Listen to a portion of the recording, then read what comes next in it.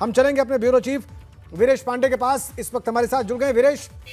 वो घड़ी आ गई और वो घोषणा हो गई जिसका सभी को इंतजार था। वो तारीखें हम सबको मालूम है जब उत्तर प्रदेश में वोट डाले जाएंगे, और वो तारीख भी हमको मालूम पड़ गई है 10 मार्च, जब उत्तर प्रदेश की नई विधानसभा में किसको कितनी सीट मिली है ये सबके सामने आ जाएगा। वीरेश, ये घोषणा हो गई, अब इसके बाद आगे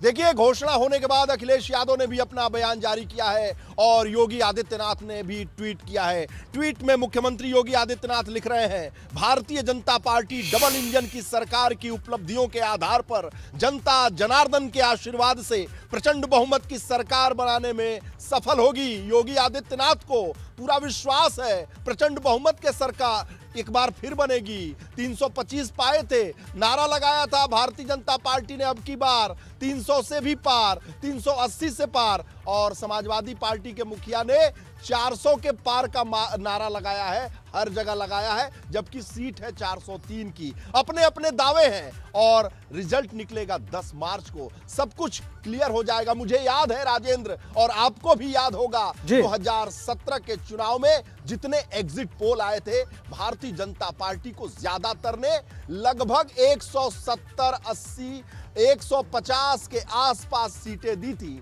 और समाजवादी पार्टी को भी लड़ते हुए दिखाया था, उसको भी लगभग 180, 150, 160, 170 के आसपास एग्जिट पोल में दिखाया जा रहा था। कांटे की टक्कर दिखाई जा रही थी। रिजल्ट निकला 325, भारतीय जनता पार्टी की सरकार। इतिहास बदल गया, इतिहास में कभी ऐसा हुआ नहीं था। इस बार भी कांटे की टक्कर है, और मुझे होश है, आपको भी होश है, मैं जमीन पर हूं, मैं ग्राउंड रिपोर्ट करता हूं, मैं देख रहा हूं कि इस बार आमने सामने की लड़ाई है। जब से हमने राजनीतिक रिपोर्टिंग शुरू की है, अपना होश संभाला है, तब से हमने उत्तर प्रदेश की सियासत में आमने सामने की लड़ाई कभी देखी नहीं है। मेरी समझ तो यही कहती है, लेकिन इस बार आमने सामने की लड़ाई है। समाजवादी पार्टी का गठबंधन और भारतीय जनता पार्टी का गठबंधन आमने सामने है। हमेशा त्रिकोणी चतुष्कोणी लड़ाई उत्तर प्रदेश में देखने को मिली है राजेंद्र, आपने भी देखा होगा, बिल्कुल मैंने भी देखा है।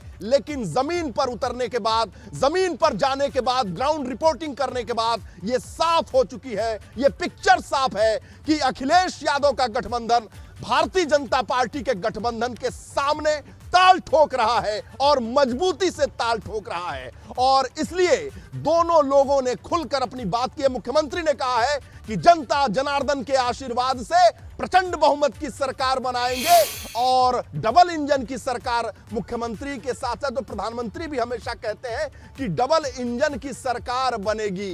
डबल इंजन की सरकार से उत्तर प्रदेश का भला होगा, और इसकी तमाम आलोचना अखिलेश यादव करते हैं, कहते हैं कि डबल इंजन की जो सरकार है वो केवल धुआं फेंकती है। डबल इंजन की सरकार से उत्तर प्रदेश का भला नहीं हुआ है। लेकिन आलोचना और जो समालोचना है वो विपक्ष करता रहता है, और विपक्ष का काम है। लेकिन चुनाव इस बार बहुत मजेदार होगा। देखिए, इंद्रदेव भी खुश हो गए हैं, और ये बारिश झमाझम शुरू हो गई है लखनऊ में, प्रदेश की राजधानी में। और हमारे छायाकार जो छाते से अपने कैमरे को ढक रहे हैं, लेकिन हम खड़े हैं जनता को ये बताने के लिए कि यूपी की सियासत गर्मा गई है। बिल्कुल, और इस गर्मी का ही नतीजा है कि इंद्रदेव भी खुश हो गए हैं। लेकिन वीरेश, इस सर्दी की बारिश में आप स्वस्थ भी रहें, आप स्वस्थ भी रहें, हमारे छायाकार भी स्वस्थ रहें, इसलिए आप शेड जरूर लें, और कोई छाया आप भी लें ताकि इस बारिश से आप बच सकें। इस बीच में आपको मुख्यमंत्री योगी आदित्यनाथ का ट्वीट दिखा दें।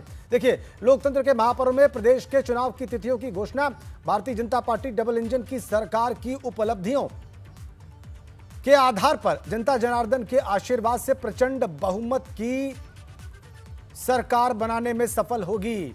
यह मुख्यमंत्री योगी आदित्यनाथ ने ट्वीट किया है।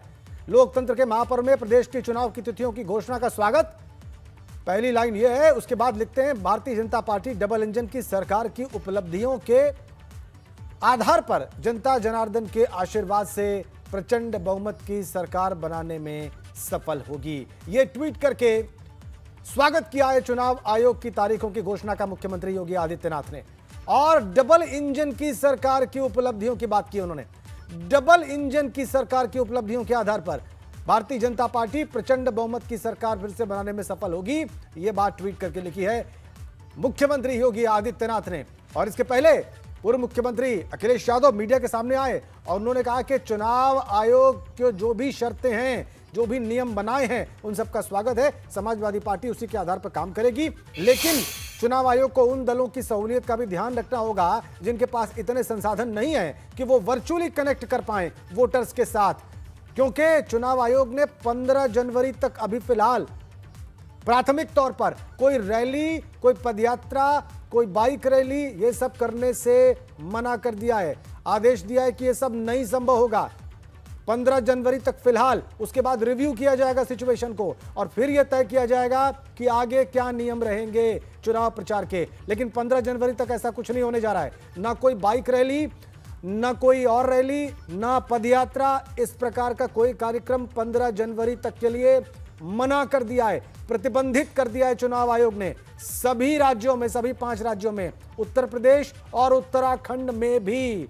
यह बिल्कुल नया है, यह बिल्कुल नया है। इन परिस्थितियों में मतदान पहली बार होने जा रहा है और चुनाव प्रचार के जो ये नए तरीके हैं वर्चुअल कनेक्ट करने के, इसका भी पहली बार मुजाहिरा करेंगे तमाम वोटर्स उत्तर प्रदेश, उत्तराखंड, गोवा, पंजाब और मणिपुर के। और कैसे ये होगा ये देखना बहुत दिलचस्प। अभी इसी वक्त से आचार संहिता लागू है, ये आदेश लागू है चुनाव आयोग का। कोई भी रैली, पद यात्रा, बाइक रैली, ये सब 15 जनवरी तक प्रतिबंधित है, नहीं होगा। ये सब वर्चुअल माध्यमों से ही वोटर्स तक पहुंचा जाएगा। कम से कम 15 जनवरी की तारीख तक